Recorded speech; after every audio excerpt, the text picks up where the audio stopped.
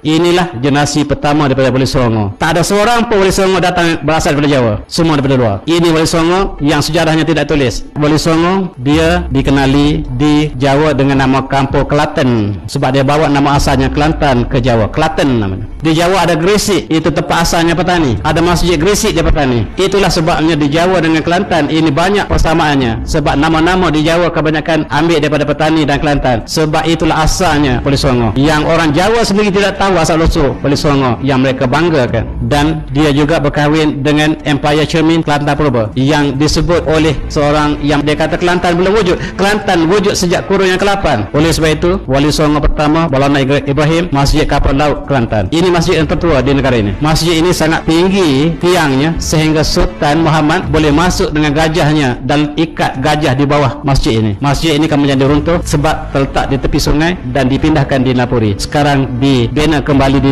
Lampuri. Ini masjid pertama dibina oleh Wali Songo. Wali Songo meneruskan apabila diutuskan, dia perintah oleh Sultan Osmania supaya pergi ke Jawa dan dia bina masjid yang sama di Demak. Dan Wali Songo ini kalau kita lihat asalnya, dua daripada Turki, satu daripada Mesir, satu daripada Maghribi, satu daripada Iran, dua daripada Palestin, dan tak ada seorang pun daripada Jawa. Oleh sebab itu harus ditulis kembali sejarah Wali Songo yang buku besar ditulis di Jawa itu harus ditinjau kembali dengan tulisan ulama kita yang lain supaya sejarah lebih tepat. Tujuannya mereka diutus satu persatu ke sana sebab Jawa paling lewat menerima Islam. Oleh sebab itu akhirnya Jawa menjadi pelopor Islam, kemudiannya dengan kehadiran Wali Songo membentuk kerajaan Islam demi kerajaan. Dan ini dinyatakan dalam catatan Islam. Dia kata wa illa lam yakun Islam an yantashir kana asas majlis al-mukawwan min atisa ulama aulia, 9 ulama Wali Songo. Huwa Wali Songo Sayyidina Ibrahim min Samarkand, dia asalnya Samarkand yang pergi ke Yaman dan kemudiannya ayahnya yang berkahwin dengan putri Cermin Kelantan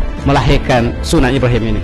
Ini dicatatkan dalam sejarah yang kalau kita cross check kita akan dapat maklumat yang lebih luas. Tapi sayang mereka hanya merujuk satu sumber pula sumber Belanda yang memang tidak boleh kita justifikan kebenarannya. Dan oleh sebab itu kerajaan Hindu telah lenyap, Jawa telah lenyap kerajaan Hindu dan muncul kerajaan Islam demi Islam, termasuklah kerajaan Demak, Banten, lain-lain muncul satu persatu dengan kehadiran Wali Songo. Dan peranan Wali Songo di Jawa sangat besar. Orang Jawa masih pakai kain batik macam orang Kelantan sampai sekarang. Itu tandanya hubungan yang sangat erat. Begitu juga kita lihat bagaimanakah dua bangsa ini dalam sejarah petani mengatakan hubungan yang sangat rapat. Kapal yang dibina namanya Jong dibina di Terengganu. Jong ini dibina asalnya di Terengganu, ditempah oleh semua pengembara dunia yang asalnya Terengganu. Yang inilah yang ada di Jawa. Kita lihat dari segi perkapalan kita lah mempunyai teknologi yang sangat tinggi. Jong ialah kapal terbesar dunia. Kemudian orang Cina datang, mereka meniru kapal Jong dan Barat memanggil Jang, dan Barat mengisytiharkan kapal Jang dibina oleh orang Cina asalnya. Kajian menunjukkan orang Cina pinjam istilah Jong daripada orang Melayu. 7 Jong masuk kuala, anjing masih bercawat. Itu peribahasa Melayu menunjukkan Jong ialah bahasa Melayu asal. Di dinding Borobudur dilukis Jong yang dibina oleh orang Jawa bersama dengan pelayar-pelayar alam Melayu. Itu sejarah yang tidak ditulis.